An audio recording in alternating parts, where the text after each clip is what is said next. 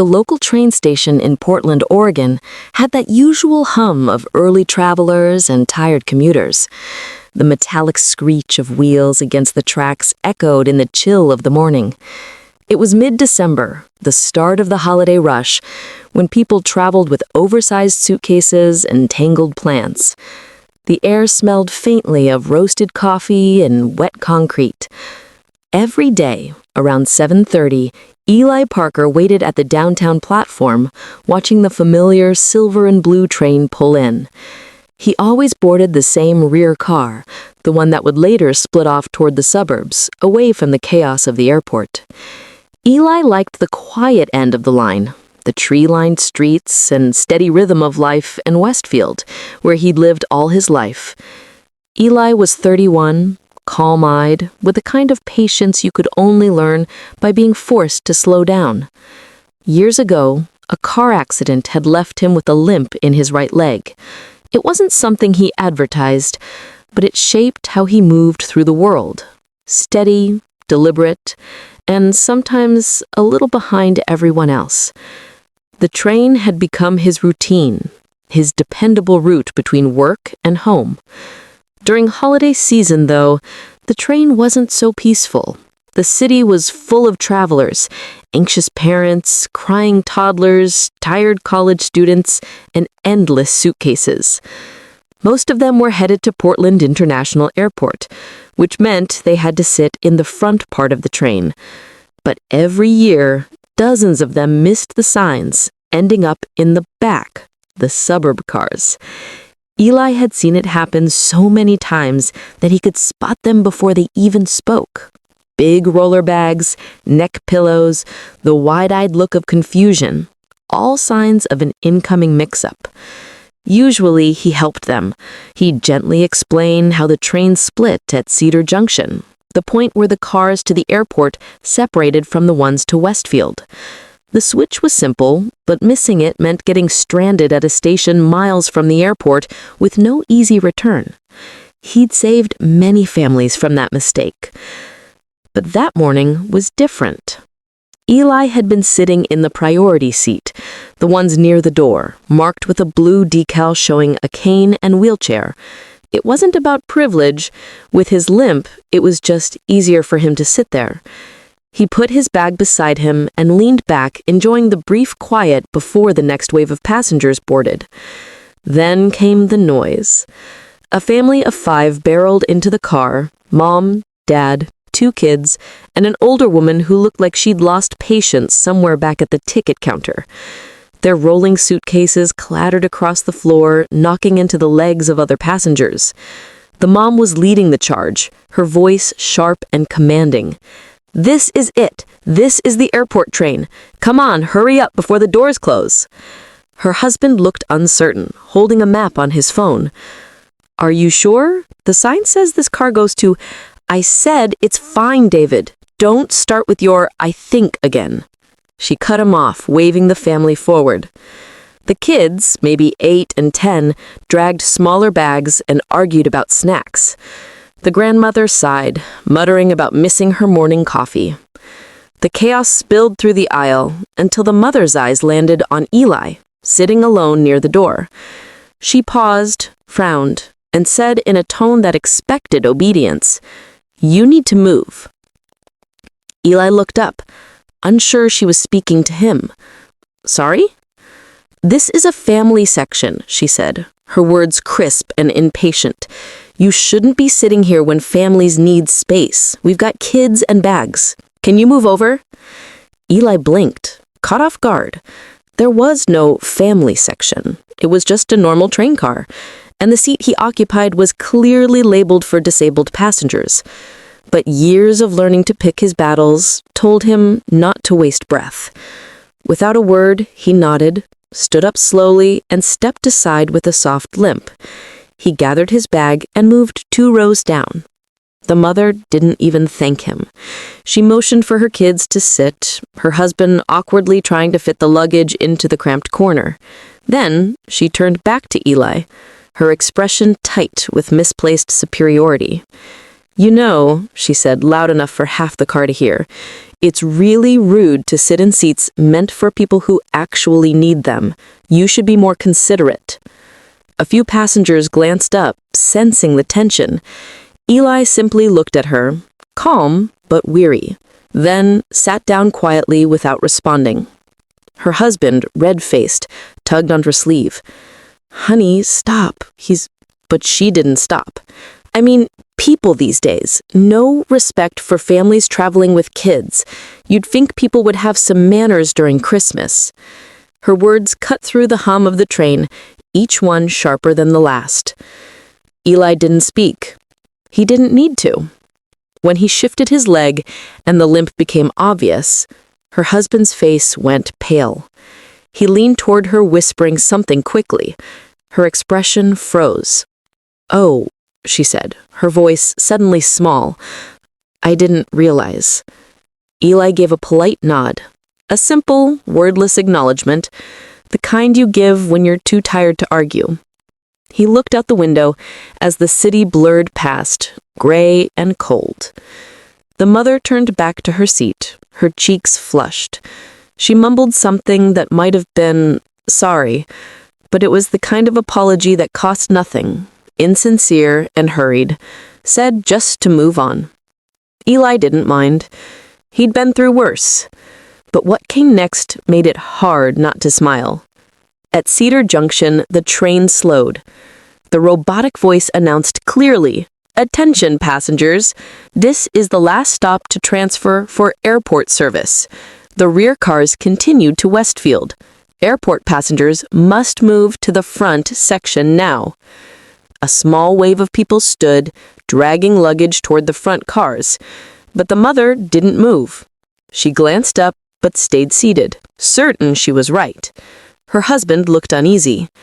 "Honey, I think we're supposed to move." "No, David, this whole train goes there. Don't start again."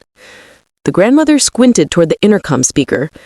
"Didn't that voice just say—" "Mom, please," the woman snapped. "I read the schedule online. We're fine." Eli said nothing. He just leaned back, resting his leg, and waited. The train doors closed with a soft chime. A few seconds later, the engine rumbled and the cars split. The front pulling away toward the airport, the rear sliding smoothly onto a different track.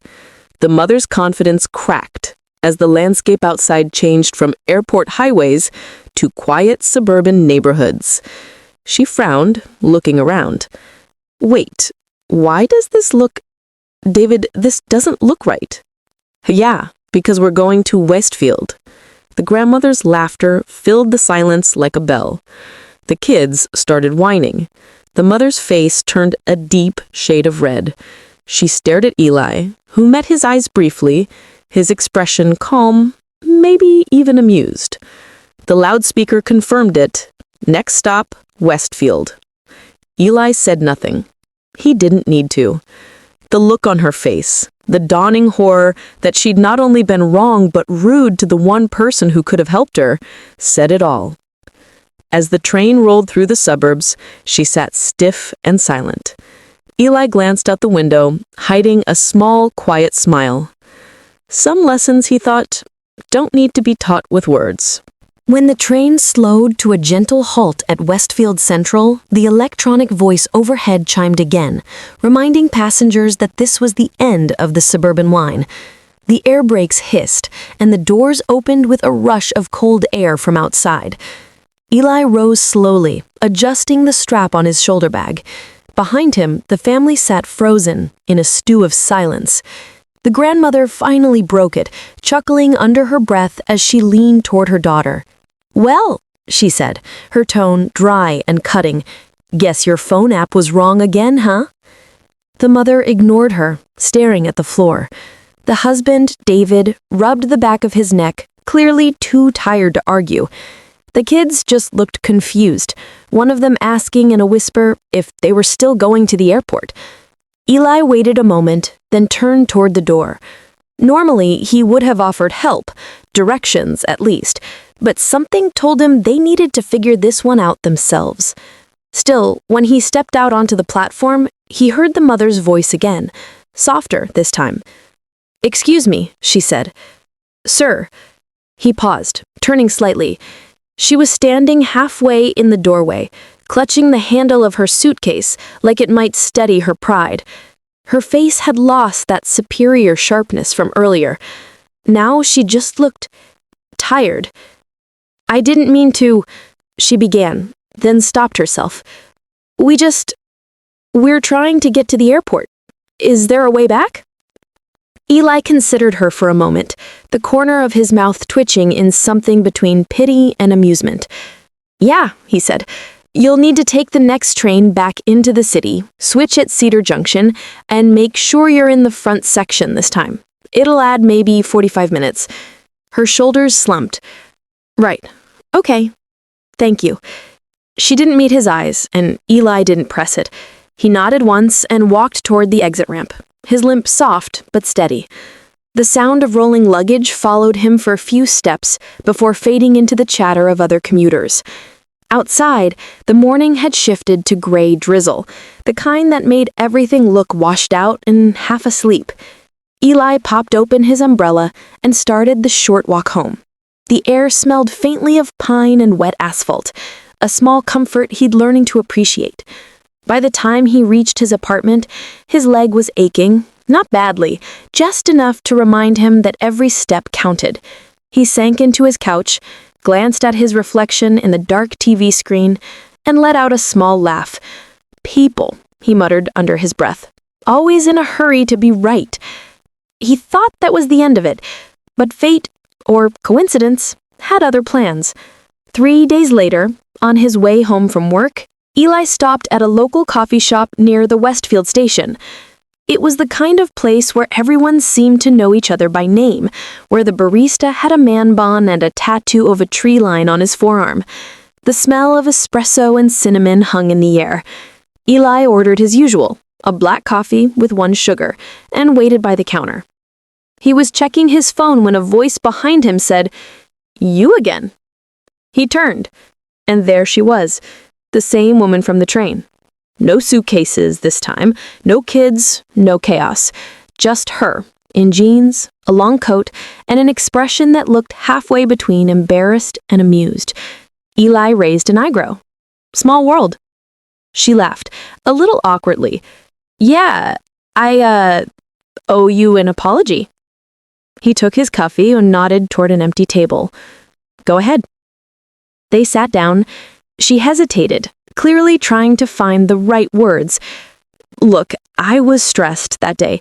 Traveling with kids, my mom nagging, my husband second-guessing me. It got to me. I took it out on you, and that wasn't fair. I shouldn't have said what I said." Eli took a sip, saying nothing. She sighed. "I guess I made a fool of myself." He shrugged. "Happens to the best of us." That simple grace seemed to ease her. She smiled faintly. "I'm Leah, by the way. Leah Sanders."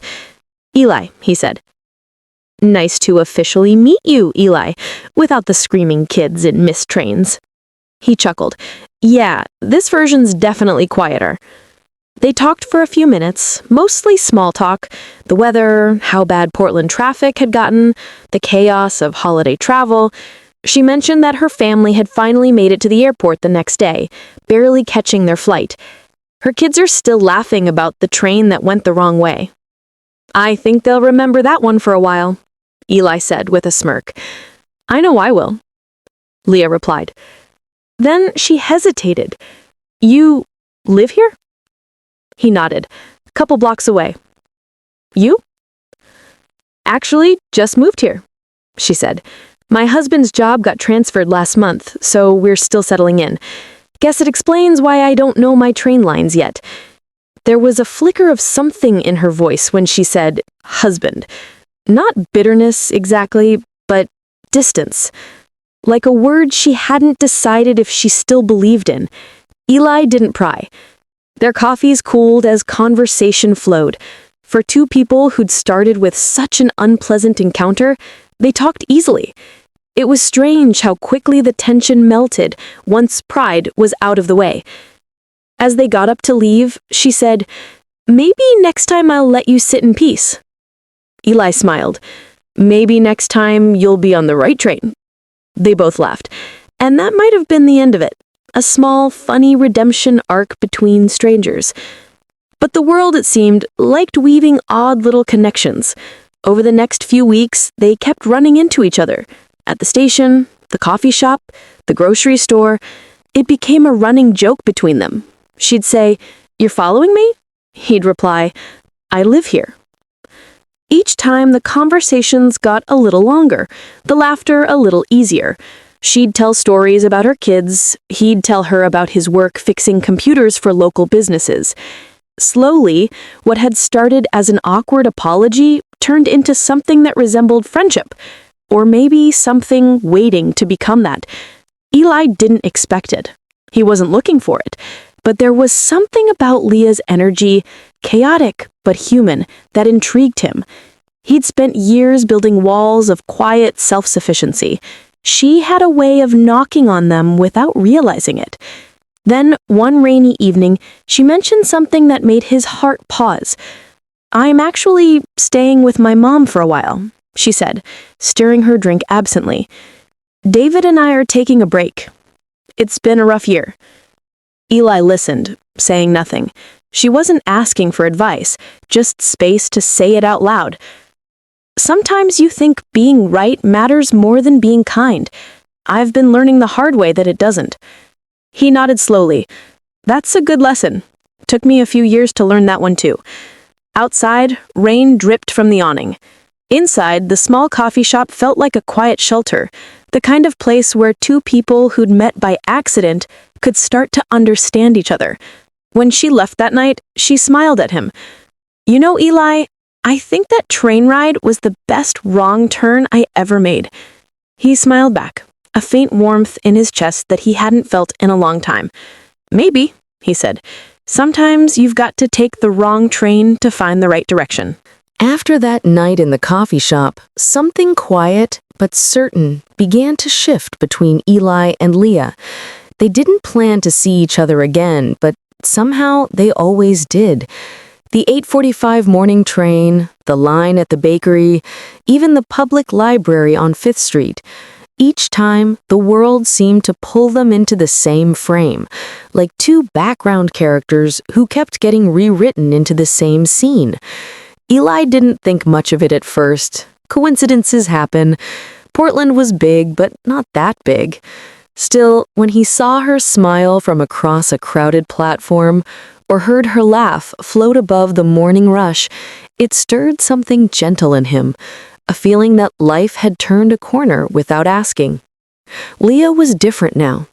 Softer, somehow. The edge he'd seen on that first train ride, the sharpness of pride and stress, had been replaced by a kind of quiet reflection. She still talked about her kids, how her oldest son was obsessed with skateboarding and her daughter had joined a choir, but she mentioned her husband less and less. When she did, it was in the past tense. One Saturday morning, Eli was carrying groceries up the steep steps to his apartment when he heard a voice call from below. "Hey, superhero, need a hand?" It was Leah, standing there in a hoodie and jeans, holding a paper bag from the same coffee shop they both loved. He laughed. "Superhero? That's new." "Well," she said, climbing up toward him, "you did save me from missing my flight and probably a full-blown family meltdown. That counts for something." He smiled as she reached him, slightly out of breath. She glanced at the bags in his arms. "You weren't kidding about living close," she said. "I'm just 2 blocks down. Mom's place." "Yeah, that's practically next door. Guess you can't get rid of me now." She said it playfully, but something in her eyes lingered a bit longer than the joke required. They ended up in his kitchen a few minutes later, coffee mugs steaming between them as rain began to drum against the windows. It was the kind of ordinary morning that somehow didn't feel ordinary at all. Eli cooked breakfast, scrambled eggs and toast, simple but warm. Leah teased him about being surprisingly domestic, and he teased her about always being late for trains. They talked for hours, about small things, mostly. Childhood summers, the weird smell of Portland rain, and the feeling of not quite belonging even in your own life. At one point, Leah got quiet. She traced the rim of her mug and said softly, "You know, it's funny. When I met you, I thought you were just some guy taking up space on a train. But now, I don't know. You kind of remind me that not everyone's rushing somewhere." Eli thought about that for a moment, watching the way the gray light played across her face. "Sometimes," he said, "you don't realize how fast you're moving until something or someone makes you slow down." Leah smiled faintly. "You always talk like that." "Like what?" "Like you're in a book," he chuckled. "Guess it's the limp. Makes me sound wiser than I am." She laughed, and it felt like music in the small apartment. For a few seconds, neither of them said anything more. It wasn't uncomfortable silence. It was the kind that felt earned, like the world itself was catching its breath. Weeks turned into months. Winter came and went, softening the city under gray skies and rain-soaked sidewalks. Leah moved out of her mother's house and found a small apartment near the park. She said it was temporary, but she didn't sound sure what temporary meant anymore. Sometimes she invited Eli over to fix her Wi-Fi or help hang a picture. Sometimes they just sat and watched the trains roll by in the distance. They never called it friendship, and they never called it anything else either. It just was. But beneath the quiet laughter and small talk, something deeper was growing, something neither of them dared to name. Then one day, it happened again. Another train, another mistake. Leah had been traveling back from visiting her sister in Seattle. She was tired, lost in thought, and boarded the wrong end of the train back to Portland, the suburban line, not the downtown route. When she realized it, she laughed to herself, remembering that day months ago. But as the train pulled into Westfield Station, she froze. Standing there on the platform, leaning slightly on his cane, was Eli. He hadn't seen her yet. He was reading something on his phone, face calm, the world around him moving in slow motion. Leah's heart did something strange.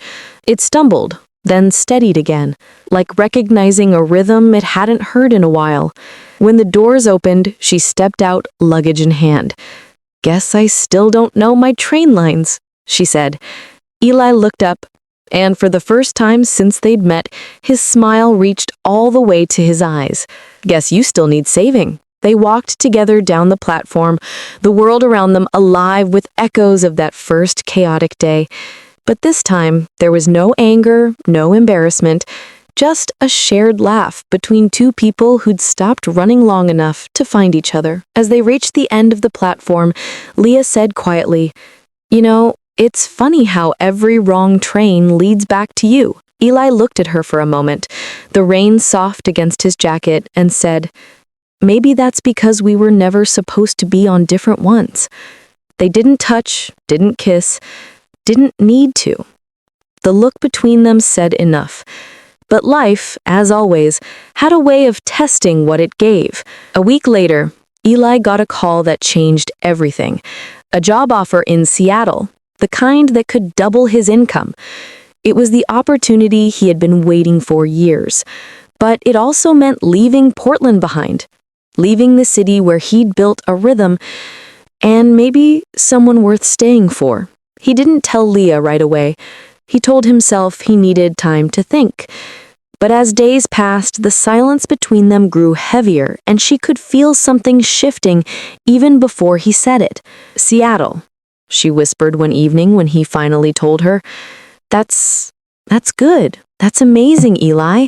He could hear the effort in her voice, the way she tried to sound happy for him even as her hands tightened around her coffee cup. "I don't know what to do," he said honestly. "It's the job I've always wanted, but it's not here," she finished for him. He nodded. For a long time, neither of them spoke. The air was filled with that kind of silence that means more than words ever could. Outside, the sound of a passing train filled the night. They both looked toward it, lost in thought. Maybe some trains aren't meant to be caught. Maybe they're meant to pass by. just to remind you where you've been and what you almost missed. The night before Eli was supposed to leave for Seattle, the city was wrapped in rain. It wasn't the kind of soft drizzle Portland was famous for. This was heavier, colder, the kind that filled the air with the smell of wet asphalt and electricity, the kind that made you stop and think about everything you were leaving behind. Eli sat by his window, watching the lights blur through the rain. His apartment was half empty, boxes stacked against the wall, a suitcase open on the floor. Every item packed felt like a memory sealed away. The sound of trains in the distance echoed faintly through the mist. Each one felt like a heartbeat moving farther and farther from where he was meant to be. His phone buzzed. It was Leah. "Can you meet me?" One last time.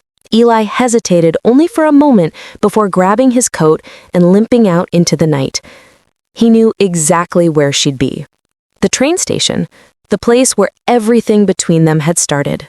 When he arrived, Leah was standing under the overhang, her hair damp from the rain, her suitcase beside her. For a second, neither of them spoke. The only sound was the soft hiss of rain hitting the concrete. "I figured this was the place," she said with a small smile, "where it all began." Eli looked around. The empty platform, the flickering lights, the late-night chill, it all felt like a memory repeating itself. "You're leaving too?" he asked. She shook her head. "No, I just wanted to see you off properly this time, not chase you down the wrong train." He laughed softly, and for a brief moment the tension in his chest loosened. They sat together on the same bench they'd shared once before, months ago, when everything between them was still uncertain. Leah took a deep breath. "You know, when I met you, I was lost. Not just on the train. I mean, in life. My marriage was falling apart, my kids were caught in the middle, and I didn't even know who I was anymore. Then you showed up, out of nowhere, with that crooked smile and that limp you pretend doesn't hurt, and somehow everything started to make sense again." Eli looked down at his hands. "You make it sound like I fixed something. I didn't." She smiled. "No, you reminded me that I could fix it myself." For a long moment, they just sat there in silence, the rain filling in the words they couldn't say. Then the loudspeaker crackled to life, announcing the last train to Seattle. Eli's train. He stood up, his hand gripping the cane a little tighter. Leah rose too, her eyes glistening but steady. "I guess this is it," she said with a small smile. He nodded, but his voice was quiet when he spoke. "I don't know if I'm doing the right thing." "You are," she said gently. "Sometimes the right thing hurts, but it's still right." He took a step closer, his voice barely above a whisper. "You ever think maybe we were supposed to miss the right trains, so we could find each other on the wrong one?" Leah smiled through her tears. "Maybe that's what makes it right, after all." She reached out and took his hand. Just for a second. It wasn't romantic. It wasn't goodbye. It was gratitude. It was everything that didn't need to be said out loud. When the train pulled in, Eli climbed aboard. The doors closed with a soft click. Leah stood there watching through the window as the train began to move.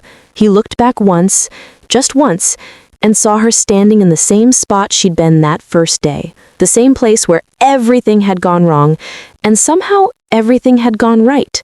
As the platform faded from view, Eli leaned back in his seat, exhaling slowly. The city lights blurred into streaks of gold and gray, like paint running down glass. He thought about all the times he'd watched people rush to make their trains, desperate not to miss their destinations. But for the first time, Eli wasn't afraid of where he was headed, or what he might have left behind, because some connections aren't meant to last forever. They're meant to change you, to remind you that sometimes even the wrong train can take you exactly where you need to go. The rain eased as the train carried him north, fading into a soft drizzle against the window.